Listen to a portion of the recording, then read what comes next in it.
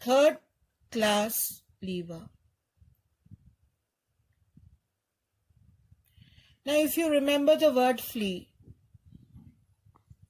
first class, fulcrum lies in between. Second class, load lies in between. Third class, effort is in between. So if you consider the three cases of third class lever,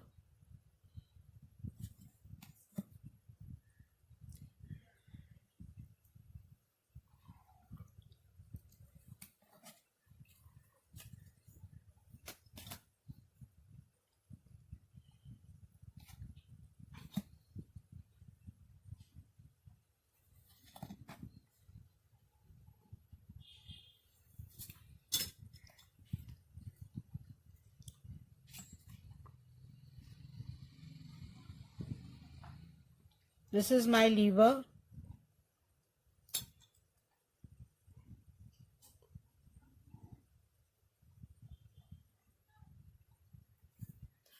My fulcrum is at one end.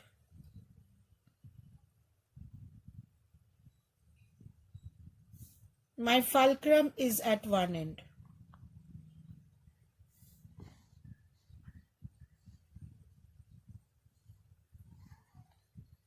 My load at the other extreme end.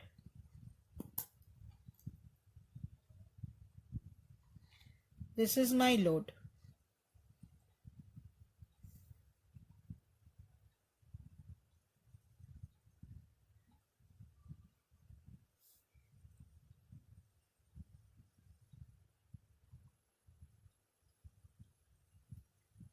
Now my effort will lie between the fulcrum and the load. To counterbalance the clockwise and the anti-clockwise moment, effort should be directed up. So first the effort is close to the fulcrum. Second, we assume the effort right in the middle. Why is it in the opposite direction? So that anti-clockwise and clockwise moments balance each other. Second one, we assume the effort very close to the load. Now, fulcrum to effort is my effort arm. And fulcrum to load is my load arm.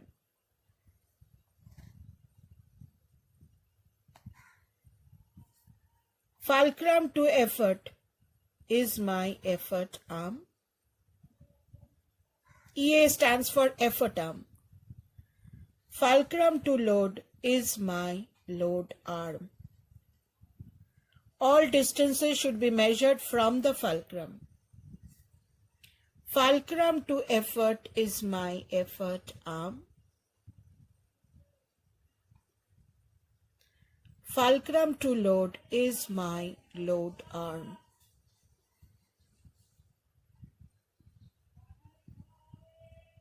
Now, if you look into this three cases,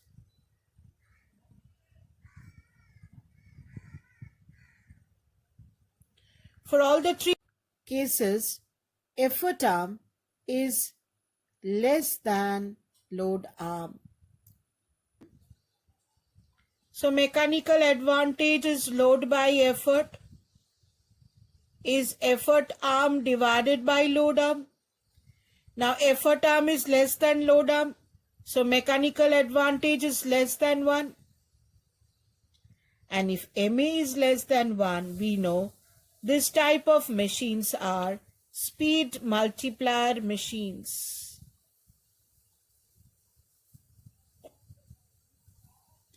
This type of machines are called speed multiplier machines. Now I have discussed this before. Once again, for your revision, let me discuss. Say for example, this is a second class lever. This is a third class lever. This is my fulcrum. This is my load.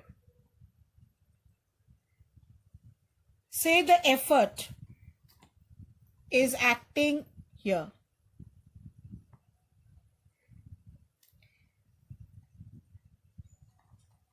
Effort lies between the fulcrum and the load for third class.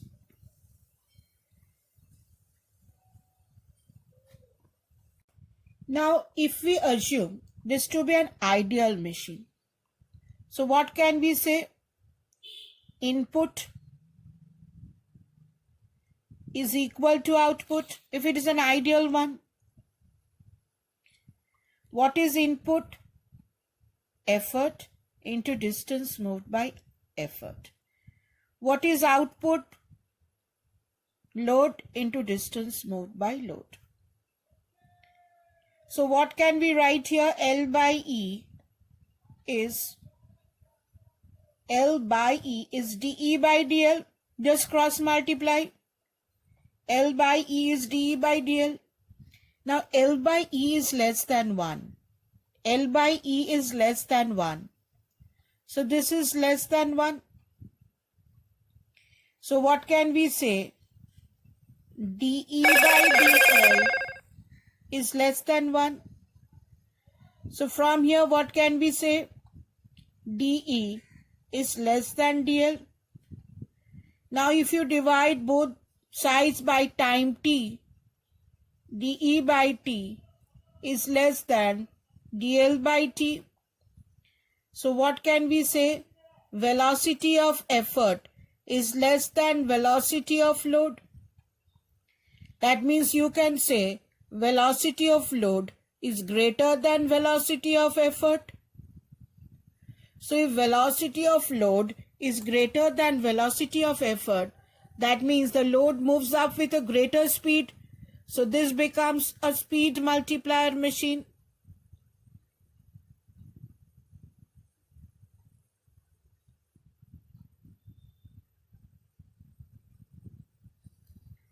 Now let us look into some examples of third class lever.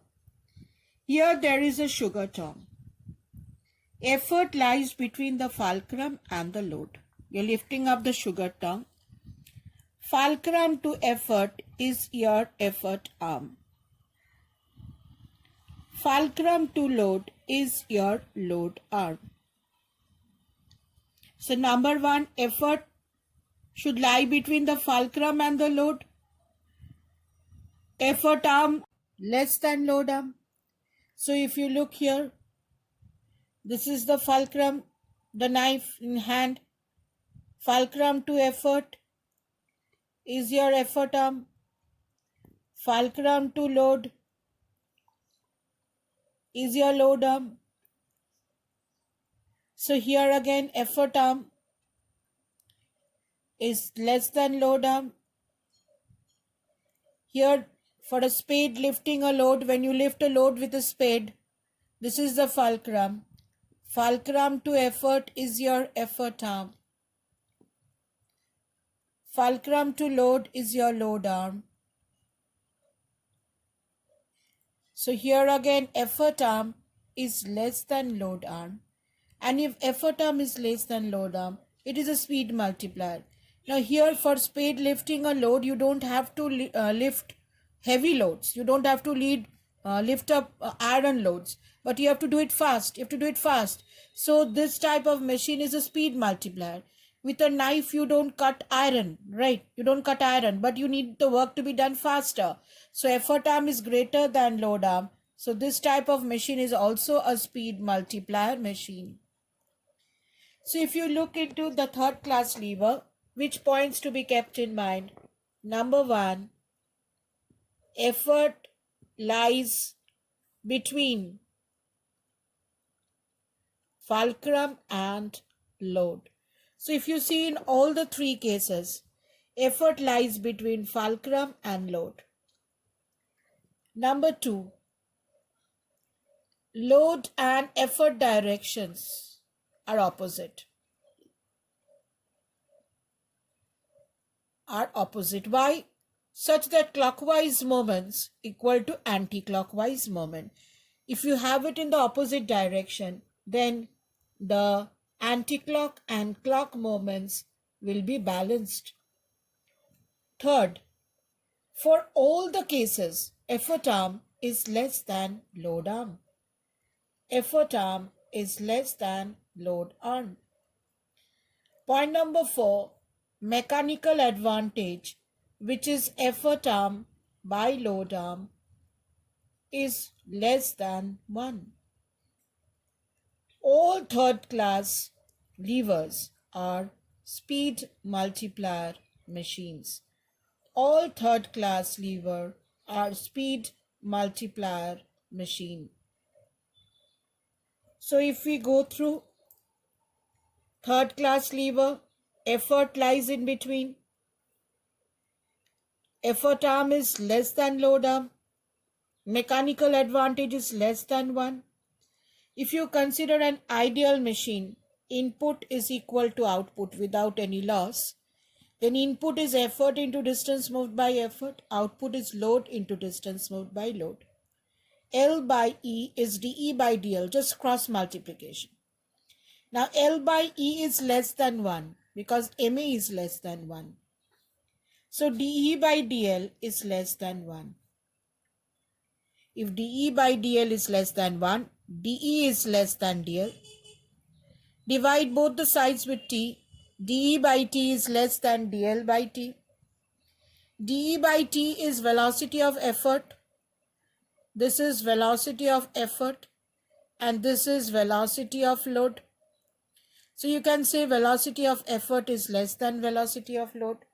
That means velocity of load is greater than velocity of effort. Your load moves off with a greater speed. So this type of machines are speed multiplier machine.